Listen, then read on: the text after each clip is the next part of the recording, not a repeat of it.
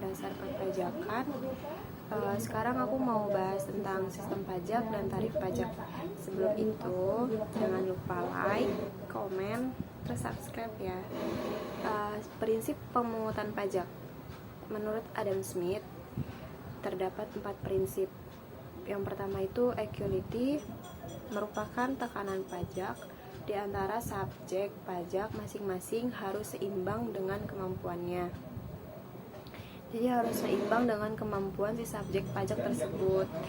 Yang kedua itu ada certainty, merupakan pajak yang harus dibayar oleh seseorang dan pasti dan tidak dapat dimulur-mulur atau ditawar-tawar. Yang ketiga itu ada convenience, si pemungut pajak hendaknya memperhatikan saat-saat yang paling tepat dan paling baik. Yang keempat itu, yang terakhir ada efisiensi, merupakan pemungutan pajak hendaknya dilaksanakan dengan sehemat-hematnya. Sini aku bakal bahas sistem pajak.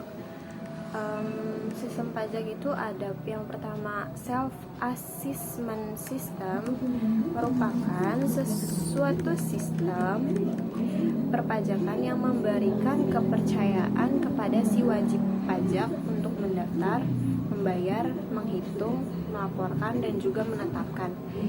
Ini juga terdapat di dalam penetapan PPh pasal 25. Untuk penetapan PPh pasal 25 nanti aja kita bahasnya di pertemuan selanjutnya ya.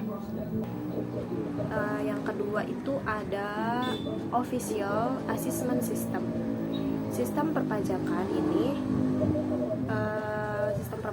inisiatif untuk memenuhi kewajiban perpajakan berada di pihak fiskus.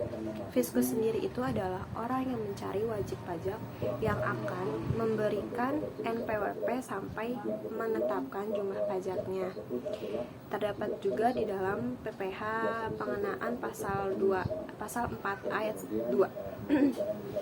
Itu juga nanti aja kita bahasnya. Di sini aku juga mau bahas tentang tarif pajak. Tarif pajak juga ada lumayan banyak. Yang pertama itu ada tarif lump sum, spesifik atau tetap. Ini merupakan suatu tarif berupa jumlah tertentu yang sifatnya tetap dan tidak dipengaruhi oleh besarnya pajak, objek pajak maupun subjek pajak. Contohnya itu bea matre. Yang kedua ada tarif proporsional, merupakan sebuah presentasi tunggal yang dikenakan terhadap semua objek pajak berapapun nilainya. Contohnya itu tarif PPN 10%. Yang ketiga itu ada tarif progresif. Tarif ini berupa presentasi yang meningkat seiring dengan meningkatnya jumlah yang dikenai pajak. Penerapan tarif progresif dalam PPh tidak dilakukan secara absolut atau flat rate, melainkan secara berlapis dilakukannya atau bracket rate. Contohnya kayak gini. Penghasilan kena pajak sampai dengan 50 juta, tarif pajaknya itu 5%. Di atas 50 juta sampai 250 juta, tarif pajaknya itu 15%. Di atas 250 juta sampai 500 juta, itu kenanya 25%. Jadi presentasinya naik ya guys. Yang keempat juga ada tarif degresif. Tarif degresif ini berupa persentase menurun seiring dengan meningkatnya jumlah yang dikenai pajak. Contohnya kayak gini.